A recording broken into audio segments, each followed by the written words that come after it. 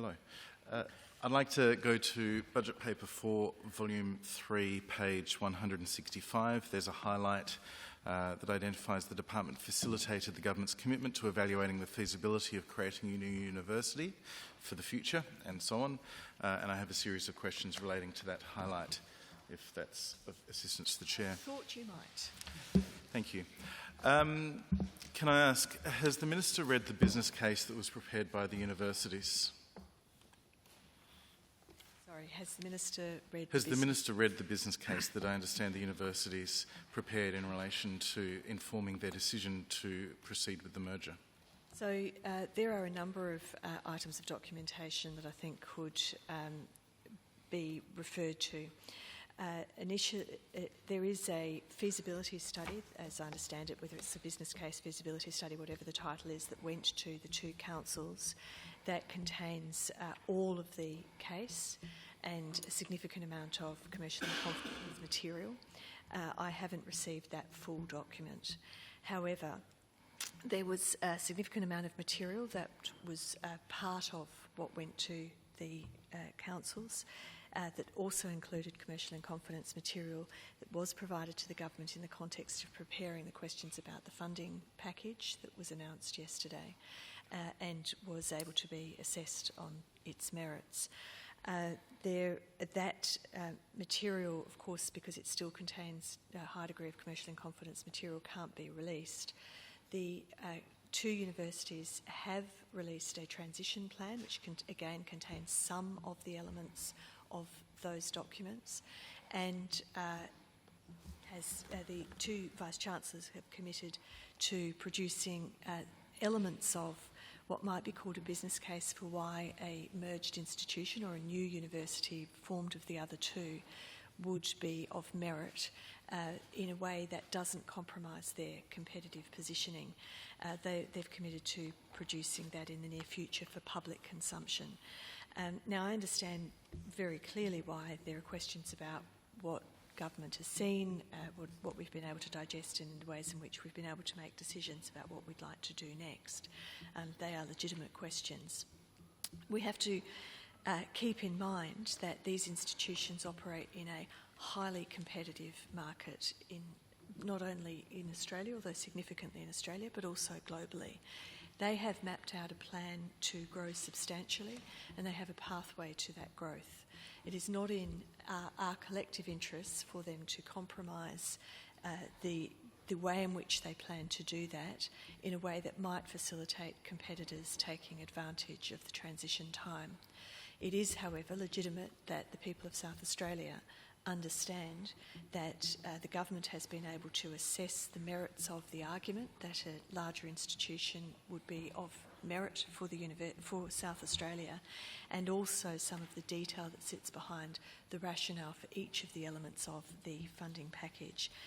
So although that's quite a long answer, I think it's necessary because it's very easy to distill have you seen a thing called a business case, and if you haven't, then how can you make this decision? But if you take each of those elements separately, I'm satisfied that we've seen sufficient information that's sufficiently of weight and justified to justify proceeding with draft legislation for consideration by Parliament, and as I understand it, perhaps also an inquiry, and also to justify a package of support for the new university that has a relatively small amount of money that is simply expenditure now, and a significant amount that is about facilitating what we believe to be strategically important to the future of the state.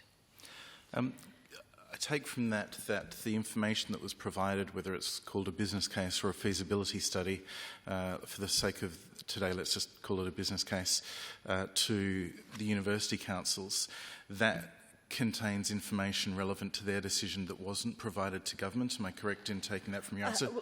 Let me ask you a different way. I appreciate the Minister says she hasn't been given the document that was given to the councils the other night. Has anyone in government been provided with that business case? That document, I don't know how much it overlaps with the material that we have because I haven't, by definition, seen it. It was a document that was provided to the councils because they have a fiduciary duty to make a decision about what is in the interests of their institution. And so it's quite likely that it would have material that was shaped for the purpose of considering each individual university's future. And they may not have been the same document. These are, and we should probably take a little bit of time to get into this question of what universities are, what kind of entity they are, because there is no analogy. Well, no, but there is no analogy. They are not businesses and companies, nor are they government departments. They are universities with a very complex governance structure, which I think we probably should get into. But the material that has been provided to government and is in the process in part of being made public for scrutiny, I think is sufficient to justify the steps that we are taking.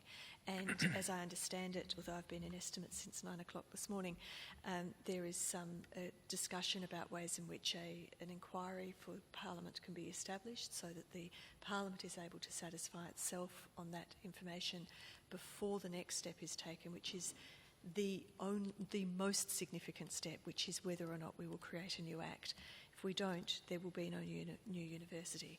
So there is still that time, that opportunity to consider the merits and to make sure that members of Parliament are equipped with information that they require. Thank you.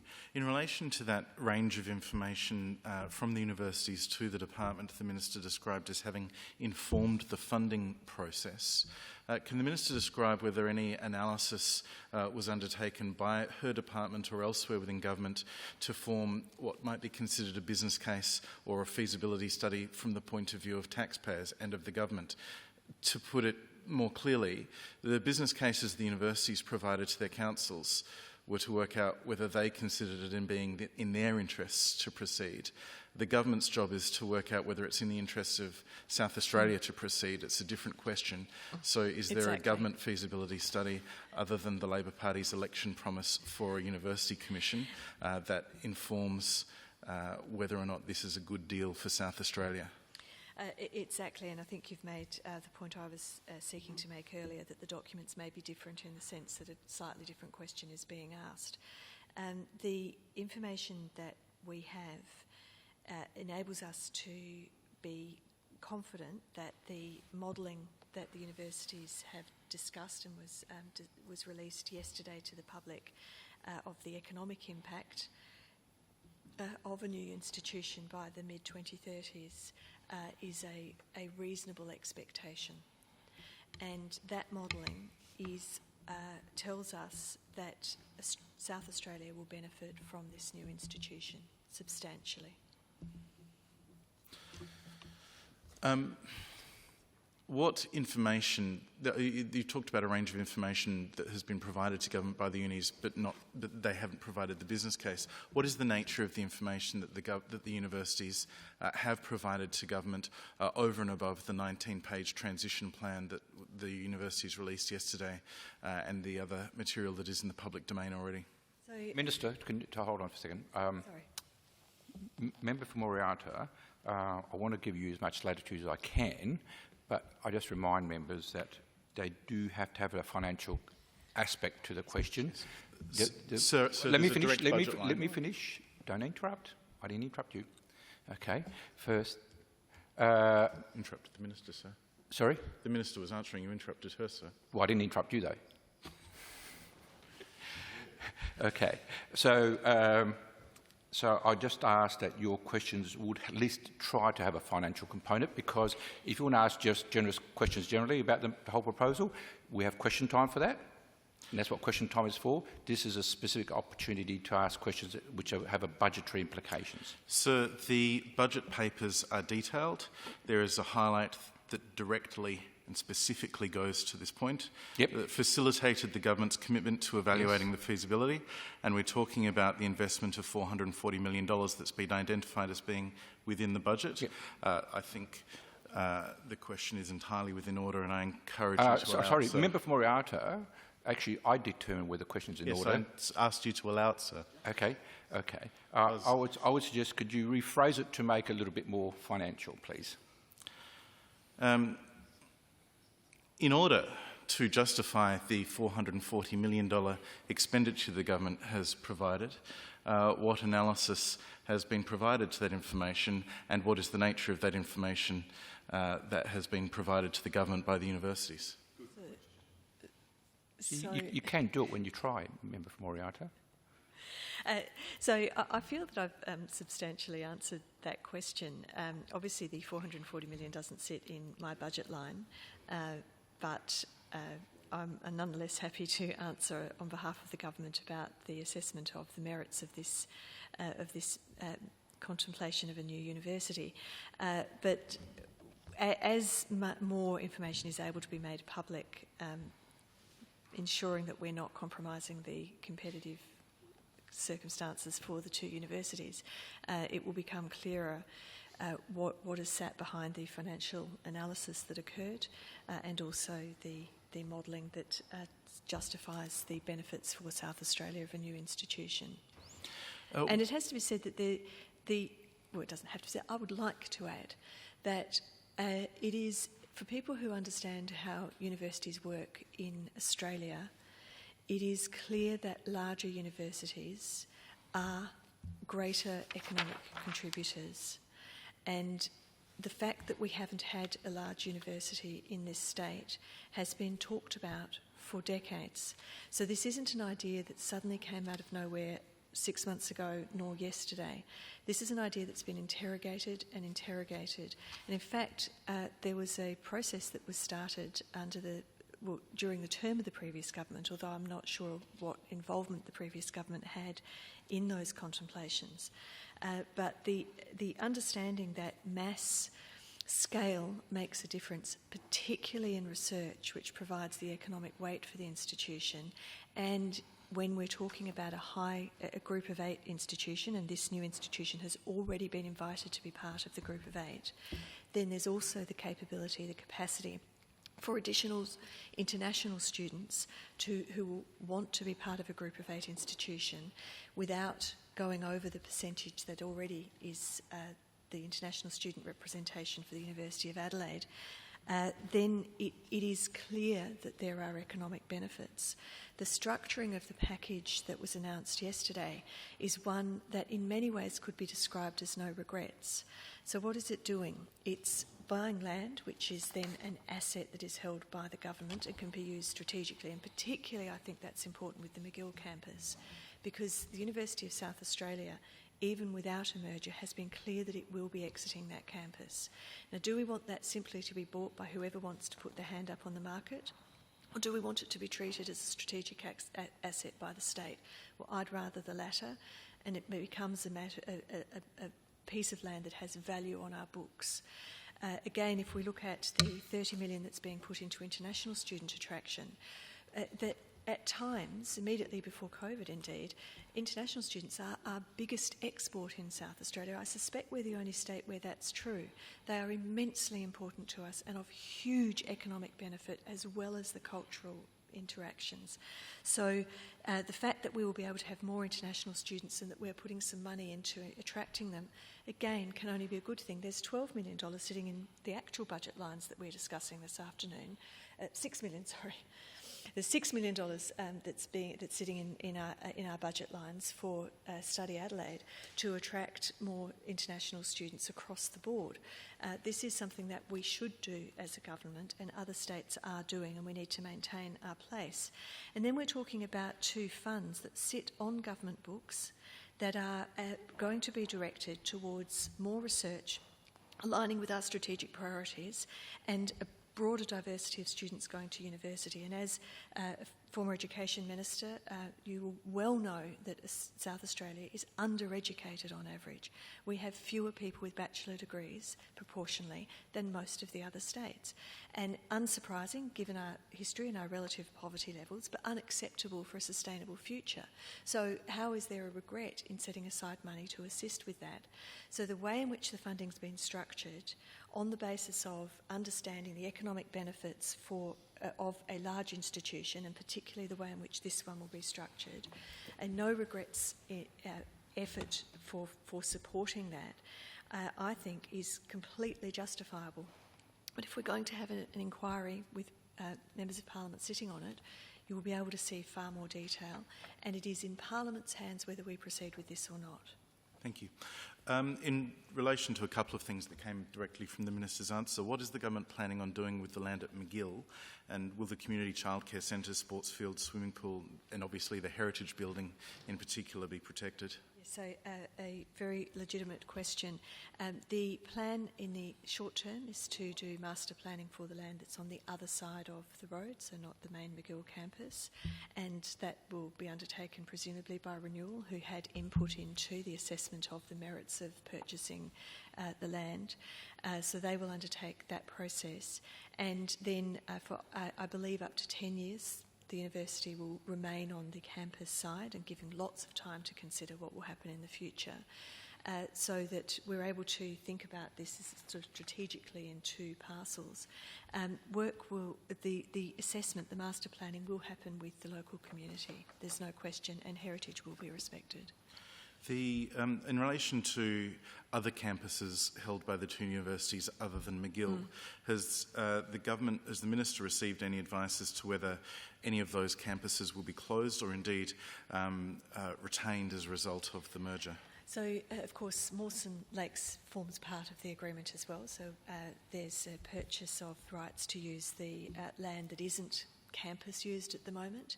There's no immediate plans to do anything else with that. There will be at some point in the future a master planning process that again would involve discussion with current users, but absolutely no plans to move forward with that at this stage.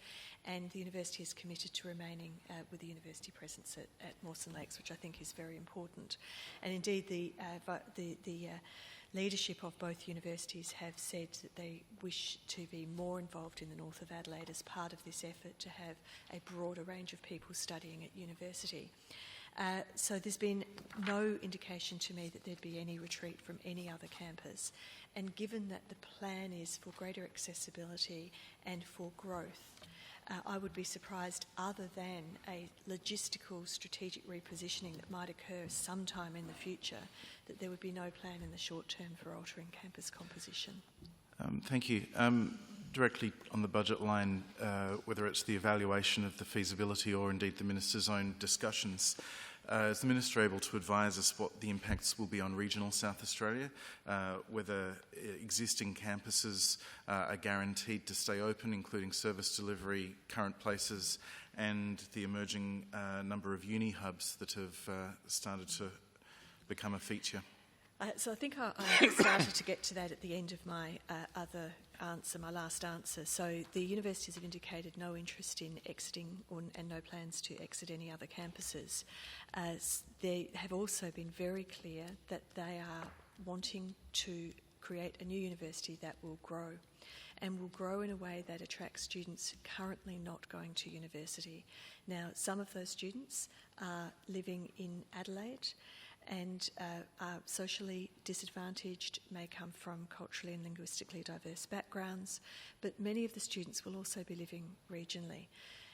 Into the future, will that always be done through a physical campus in a physical town? Who knows what the future of education will look like? But the plan is that there will be more teaching, not less, and there is no specific plan to remove any campuses that I'm aware of, other than exiting the McGill site in the next 10 years. Thank you. Again, same budget line, and in relation, the government has identified the $440 million in various aspects of investment.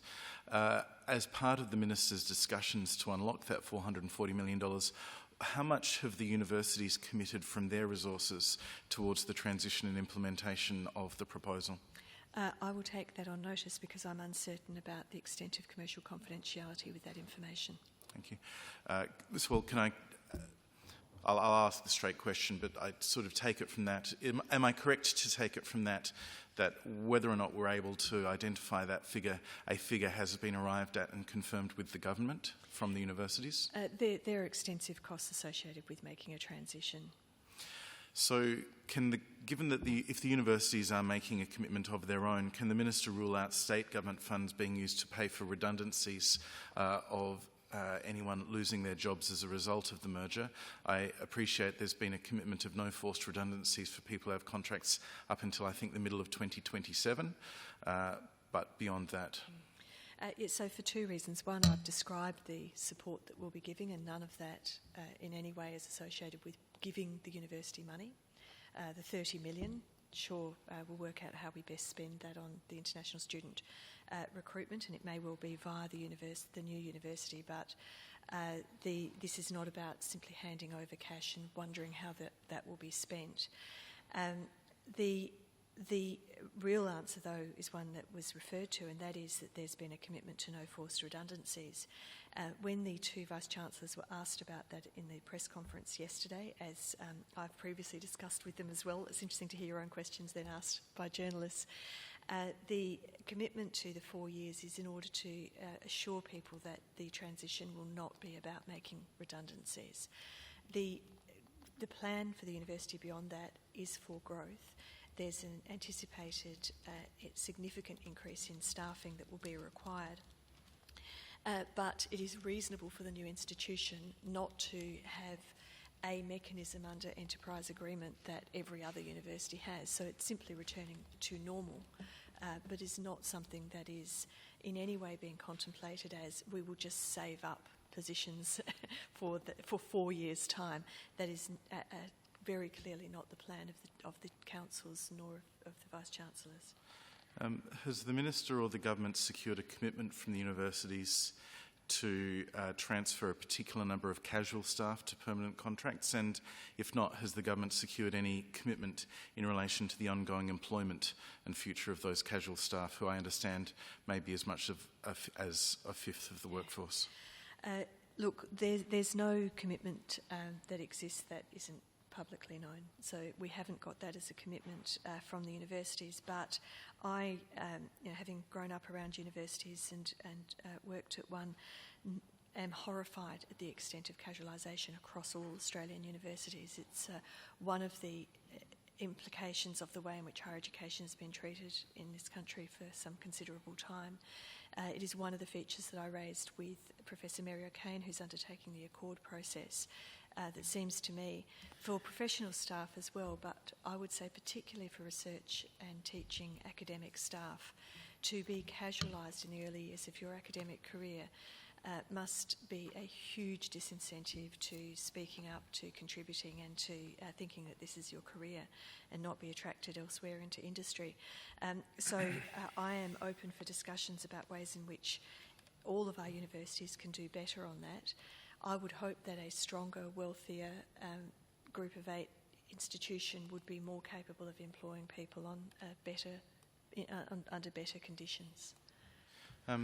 I'll add an extra budget line to assist us, although the other one still applies, but on the previous page, 163, there is a line that talks about industry, innovation and science has a cost of services.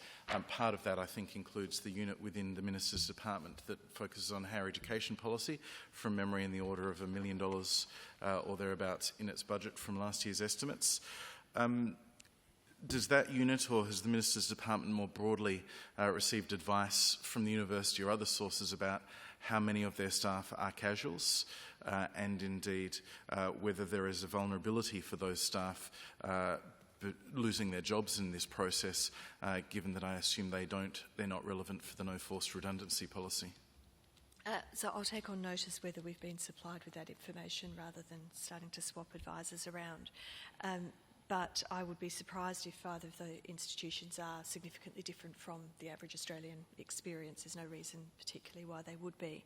I come back again to this creation of a new university from 2 existing ones hasn't come out of the ether as on a whim. It is a response to the way in which higher education exists and is funded and is guided in policy terms in this country.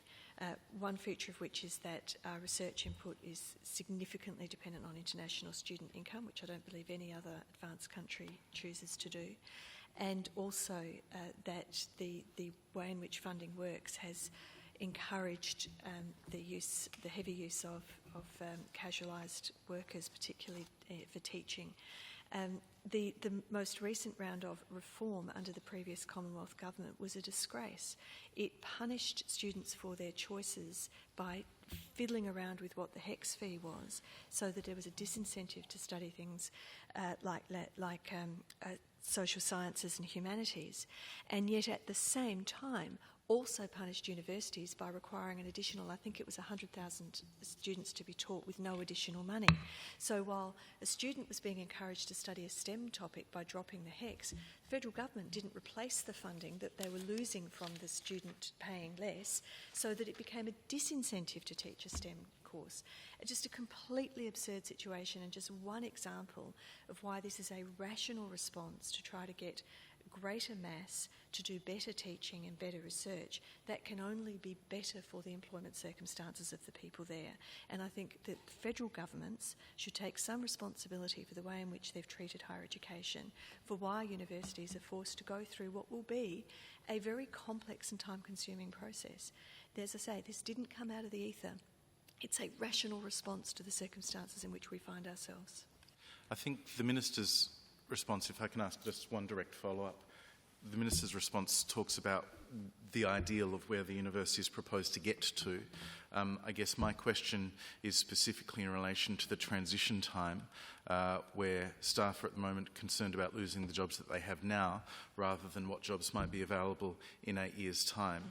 I appreciate the Minister took some aspect of that question on notice, and can I just clarify, are you able to provide a response to that fear, that concern that exists now, or do you want to just provide that in your question on notice? Well, it is true that when you're a casualised worker you don't have the same protections, and no forced redundancies in general wouldn't apply to you. So whether there's any different view that's been taken by the universities, I will take that on notice. But if you pair it with the existing commitment that predates this one, which is that there would be no net job loss, then what you're talking about is not shedding staff. And so that ought to give great comfort also to those who are not on secure contracts. Thank you. Thank you for your forbearance, Chair. I'll go back to the same budget line, and in relation to either the work that the unit has done with the universities or which the Minister has done through her engagements. Do we have an understanding of what departments and courses are proposed to be merged or discontinued under the plan, and what new departments or courses are proposed to be established? So I think there we're starting to get to the heart of at least part of the concerns about the universities not having too much of their growth plan released in public, because they can see where they're going to position themselves against their competitors. That said, the transition plan does countenance extensive discussions now with the university communities about the ways in which teaching will change. For example, they are, I understand, going to move to a trimester model in order to facilitate getting through your degree more quickly, just as an example. The way in which they will adapt to a new curriculum, which is also a commitment that they're going to be providing a new curriculum, I think will become clear as we go through this transition plan, and people will have plenty of time and opportunity to speak to it. I don't think that it is... State governments and state parliaments have an enormous stake in universities doing well, both research and commercialisation level and at the teaching level.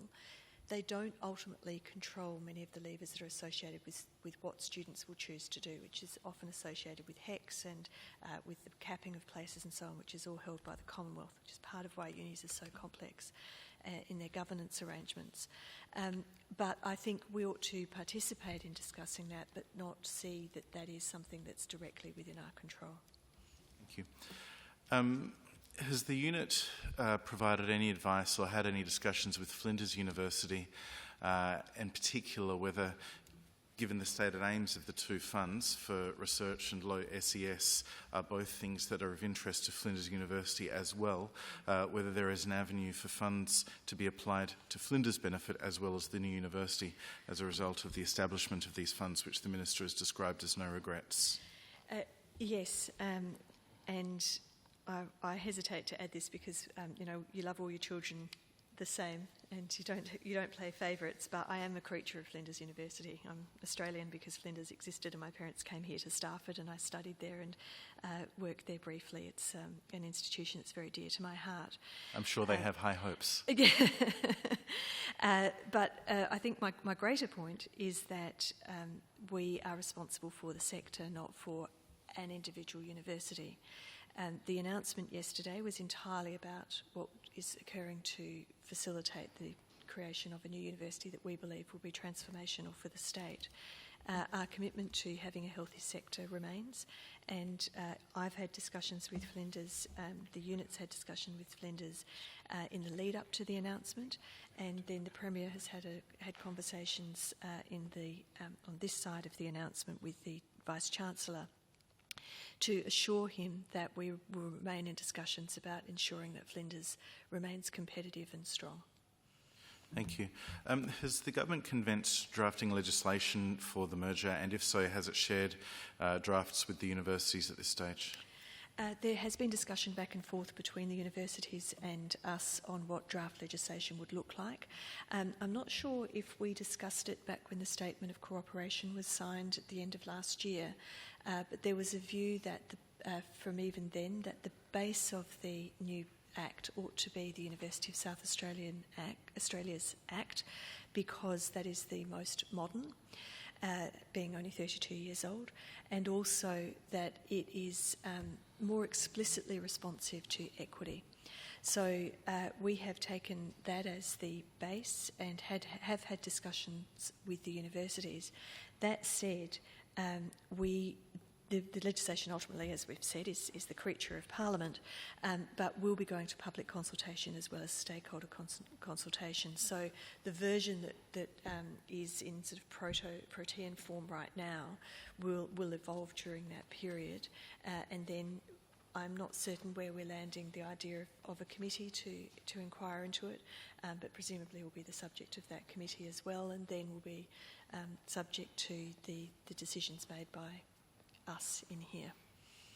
I was going to ask just simple, when will the legislation be introduced to the Parliament, but perhaps the Minister can identify what the other aspects of the time frame are as well. So we'll go out to consultation fairly quickly because we've got a draft basis, and I would like to bring it in as soon as we get back into Parliament after the break. What I don't know, and there may have been discussions indeed across the chamber while I've been in this endless cycle of estimates, did I mention since 9 o'clock this morning, that whether there have been some multi-party discussions about ways in which we might manage this. So at what time that ought to happen and at what point. But it will be publicly available very soon for members of Parliament to have a look at, because we're going to do public consultation. Sir, I've got maybe just one more question on this line, and I don't want to be, I know you're concerned about being conversational, but it might make things quicker if I can just explain the question with context in the lead up. Go ahead. My understanding, Minister, is that there's one sitting day left until the winter break in the Legislative Council, that it's parties in the Legislative Council, including the opposition, and as of this morning, I think with the Premier's endorsement, that are likely to have an inquiry established. So presumably, if notice is given this Thursday, the first day available for that inquiry to be formalised is the first Wednesday when we're back. Will the Minister give a commitment that the legislation will be, or at least the draft legislation, can be publicly released prior to that resumption of the parliamentary sittings? We will be consulting during the break with the public, so you will see the legislation very quickly. It will be out in August for public consultation. So you're right about the question of timing for a committee, and as I say, I haven't been part of any discussions, but I'm sure that the timing will be worked out. I would just say on the committee, it's legitimate that people need to understand the case for this, and then also to say what would you want to see in the Act. What would be of concern to me is if we allow this to go on for too long, because the countervailing challenge for the two universities that exist right now that are likely to form the new one is that they need to be able to continue to enrol students, to advertise and to get staff. So we need to minimise uncertainty while still allowing proper inquiry. And thank you. This will be my last question on this run. The 19-page transition plan that the universities and the government released, or I think the universities released at the government's press conference yesterday, that looks like it. It contains on about the 4th or the 5th page a chart where it talks about what's going to happen in different stages. And it talks about the legislative expectations, the Parliament to pass legislation in Q1 2024. My assessment, therefore, is that the legislation to their end needs to be passed by March 2024, enable for them to get TEXA accreditation, advertise for international students and everything else. Yeah. And I just invite the Minister to ensure that the Parliamentary Committee is able to fulfil its responsibility to report in a timely fashion, allowing time for the parliamentary debate after that. Is the Minister committing that her department and the government will cooperate fully with that inquiry? Well, first of all, it's difficult for me to commit in great detail, having not been part of any discussions that I'm sure have been occurring today. But of course, if there's a parliamentary inquiry, we will participate and provide the information that's required. There's no question that we would obey the conventions. Just on this date, I had hoped ideally that we could get it through before the end of the year. Now, that is very ambitious, because I always worry about letting things slip into the very drop-dead time for, in this case, for the accreditation of the new university, as you point out. So I still want to do everything I can to make this as speedy as possible without running over legitimate process. But you're right to acknowledge that the universities themselves have identified that. I just think that they don't deal with Parliament all that often, so they're probably a bit more optimistic about our nature. Sir, I have some questions, but the member for Chafee and potentially the member for Morphett have others first. Member for Chafee. Thank you, sir. Thank you, Minister. Workforce Summary, Budget Paper 4, Volume 3, page 163. Of the 8.9 FTEs transferred into DIIS from DTI in July 22, how many were dedicated specifically to international education? Is that all that came?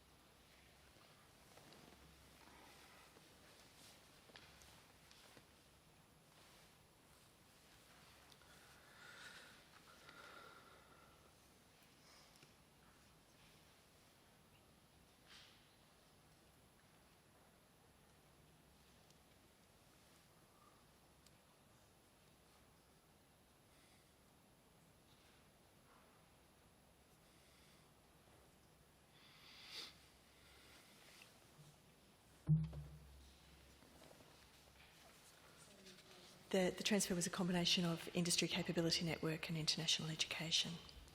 Sorry, I didn't get that. The transfers were a combination of the Industry Capability Network, which is where the people coordinate smaller companies being able to bid for and have connections with larger companies. So you have a mining industry capability network, and various smaller supply chain companies are able to work out what's happening in mining so that they can bid. So there's a number of those networks. And then the other was about international education. Okay, so how many FTEs are currently specifically dedicated to international education?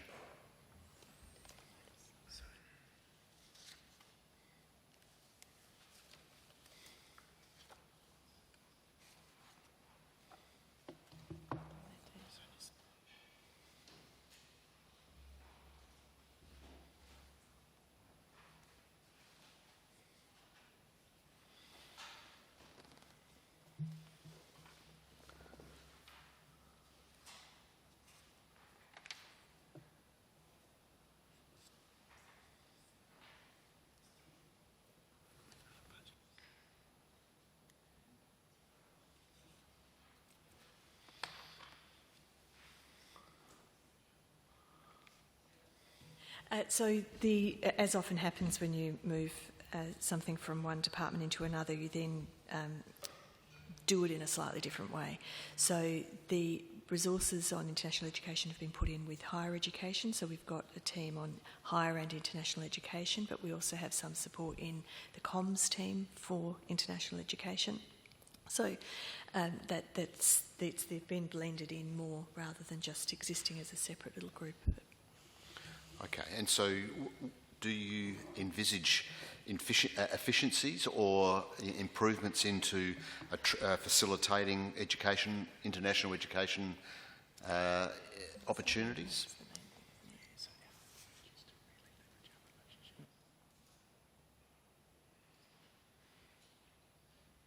So our main approach is to have the strong relationship with Study Adelaide, which came over as well to be mine rather than a different minister's. And we've put $6 million of additional funding, which I mentioned in passing earlier, additional funding to be able to do more work for international education for student recruitment. So that's been the way in which we're largely anticipating being able to participate more. Plus, of course, in the event that the new university is created by the Parliament, there's the additional funding directly for ensuring that international students know about the new university. Okay. The previous budgets, the activity indicators measured South Australia's share of international student enrolments in Australia. Why is the activity indicator no longer measured in the budget?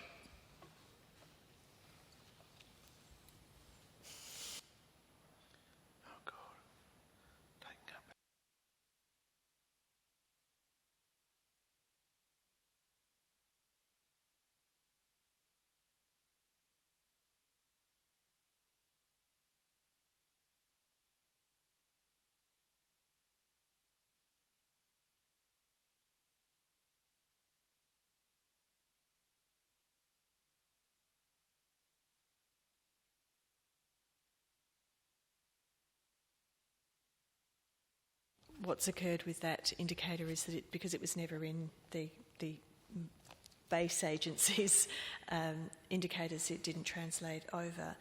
The way in which we report on international student education is through Study Adelaide, and they are very adept at producing the figures for the extent of international education. And I'm not sure if I have a brief I can grab quickly now, but the results have been very pleasing in the return to number of students coming back proportionally in South Australia post-COVID. So, let's see, I've got an easy comparison growth.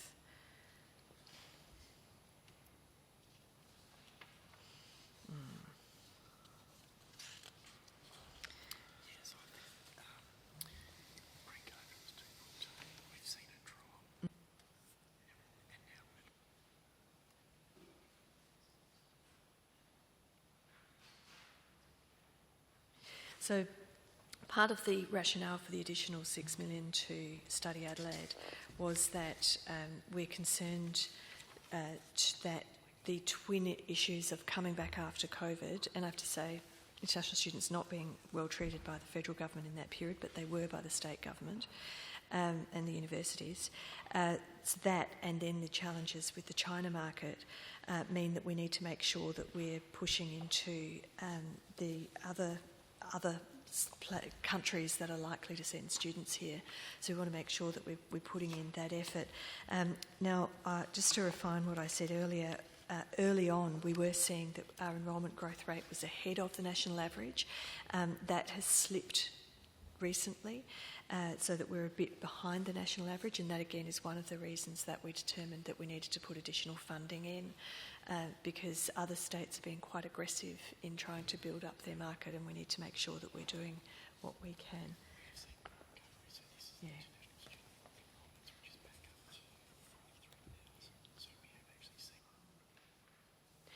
Yeah. It's just this.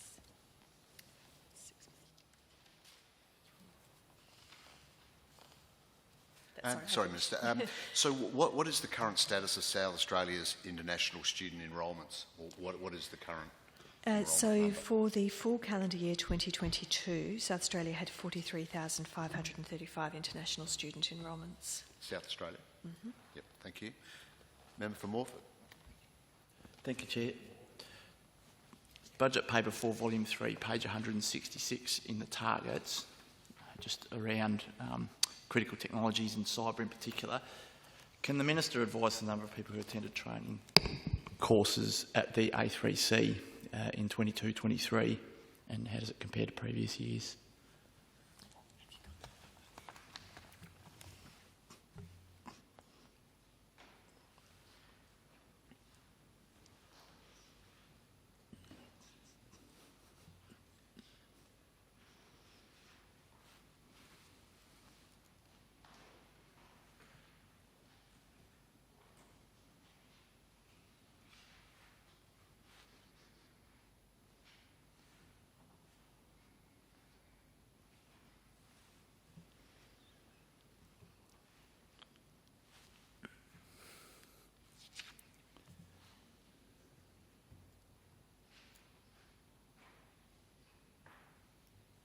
So look, in the interest of time, we've got a brief that's generally about the organisation, but not the specific question of how many students have enrolled, so we'll take that on notice and get it to you. Oh, thank you for that. You may want to do the same with a few of the other questions. So how many events have been hosted by the A3C, and how many people have attended those events? I'm assuming I'll take that on notice. Yes, I'll take that on notice. And how many staff resource the A3C, including how many are also members of the A3C?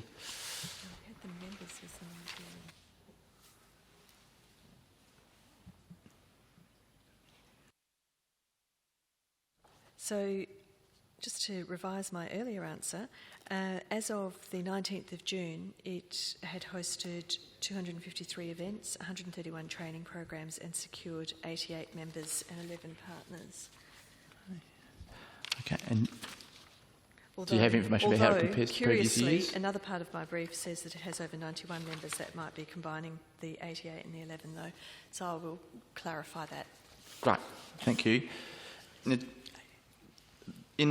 is a crossover with your other roles, but it does, I think, apply here, but if not, we can ask it again. So you've had the recent Defence Strategic Review yes. that was released, and it talked about one of the critical requirements was around robust cyber security for all businesses, just to make Australia resilient. So what plans does the Minister have to work with the A3C to increase cyber security and resilience in South Australia?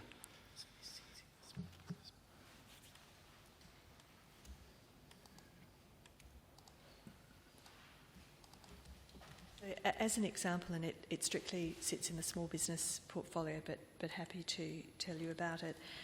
Just last week there was an announcement for a cyber resilience program for small business that will be delivered by the A3C, but is designed for small business, which is particularly challenged by the idea of managing cyber security. So I think it will be incredibly useful. It is an absolute treasure, that centre. I'm sure you know it well, and it does extraordinary work. Thank you. And also, last year we spoke a little bit about some of the opportunities from the Red Spice program. Can the Minister give an update on what you're doing to maximise the opportunities for South Australia from this program?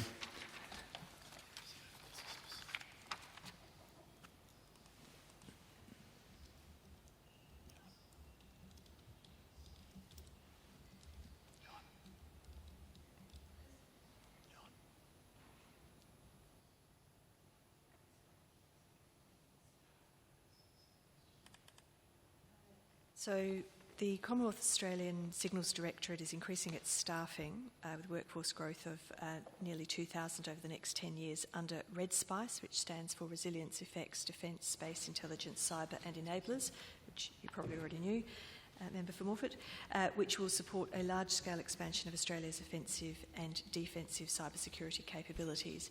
Red Spice is a near $10 billion investment in ASD, and the additional 1,900 new staff will provide an expanded operational footprint of the ASD outside Canberra and into major locations. And the A3C is engaging with them. Member for Moriarty. I'd like to go to page 167 of Volume 3. I think, sir, you'll be very pleased. I've got a question about the explanation of significant movements.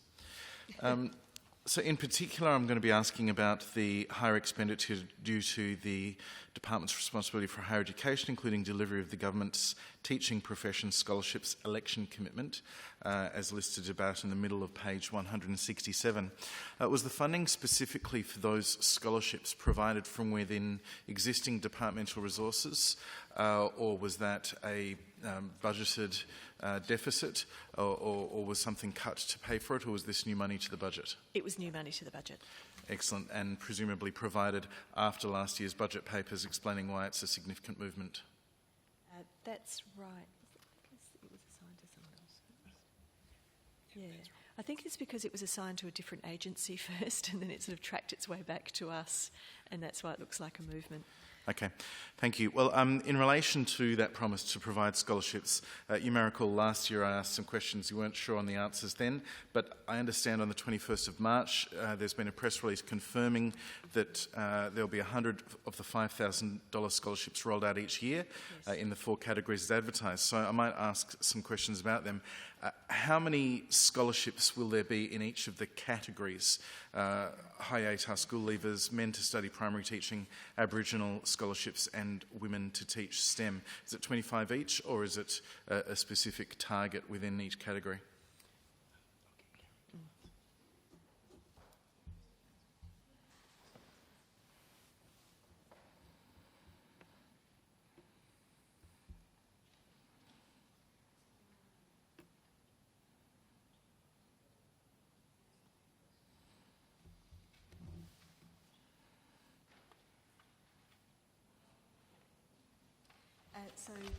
So I recall now that it was initially given to education and then came over to us, which is why there was that movement.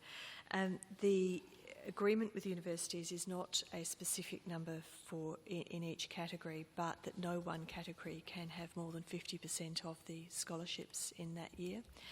That enables some flexibility in making sure that universities are able to select students who they consider to be of the right calibre and the right commitment. But it also means that they're required to offer across the scholarships and not just say give them all to the high ATAR students or to an Aboriginal cohort. So can I ask then, do I gather from that there's a specific number assigned to each university?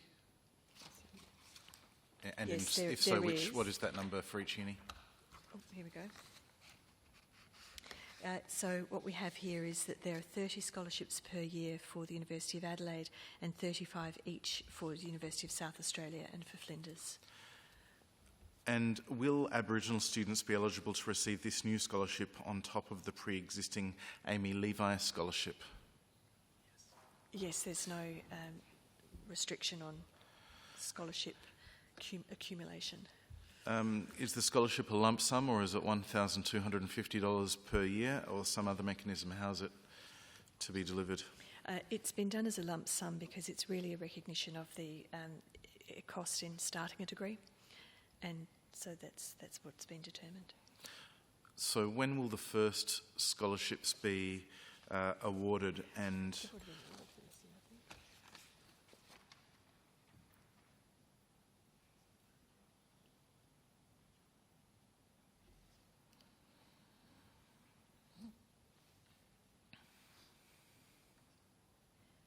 there's a bit of diversity here.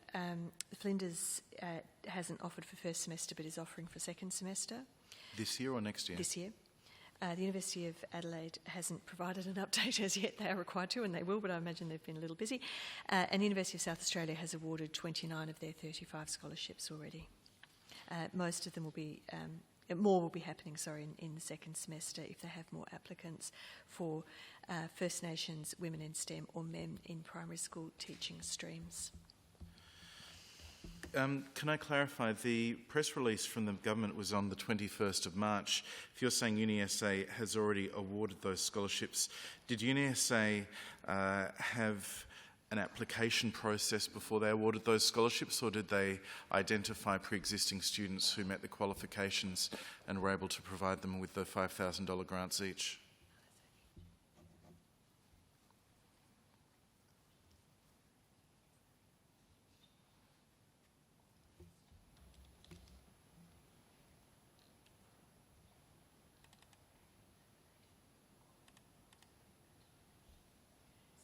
For University of South Australia, they did indeed give to students who'd already enrolled, most of whom had applied for other scholarships, so they were able to add to the numbers that they could say yes to. Can I ask, if UniSA has given scholarships at the beginning of this year and Flinders second semester this year, Adelaide presumably at some stage this year, if we're talking about 4-year teaching degrees for all of them, then these students are not going to finish their work until 2027.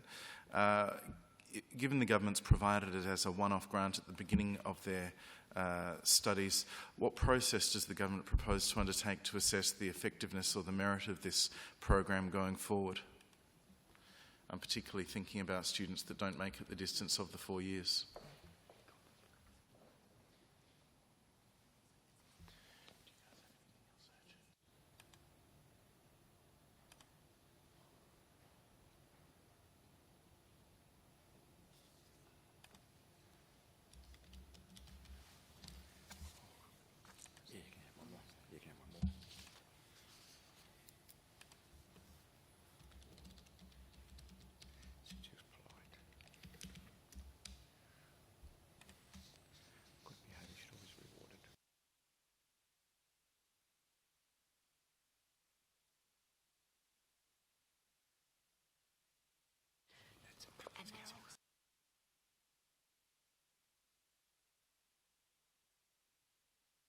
Just a bit more refinement. So the universities are required to report each year and won't receive the next year's allocation until they've reported. So I'm sure the University of Adelaide will be sorting itself out very soon. It probably has given Good scholarships. incentive. It's just we don't actually have the report to give you right now, but I'm sure that will be resolved very easily.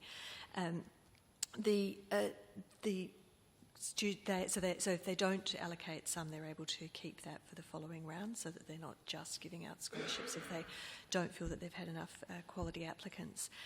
But we are otherwise being reasonably understanding that students' lives are complicated and that in some cases the students won't finish, and we've attempted to assist them in the commencement. The universities are very adept at managing scholarship programs and understanding about ways in which they connect with students and support those that they believe are the ones that are likely to be successful. But we have a reasonably light touch from that perspective. My last question, sir, in relation to this, given that the next round presumably applies for students starting their studies in the 2024 year, will the government be expecting the universities have an open call for applications for these scholarships going forward? Yes, and in fact I should have added with the University of South Australia, even though they used mostly students who'd already applied for other scholarships, they also did an open call, and we would expect that will occur. Later this year, presumably. The allotted time having expired, I declare the examination of the Department for Industry, Innovation and Science complete.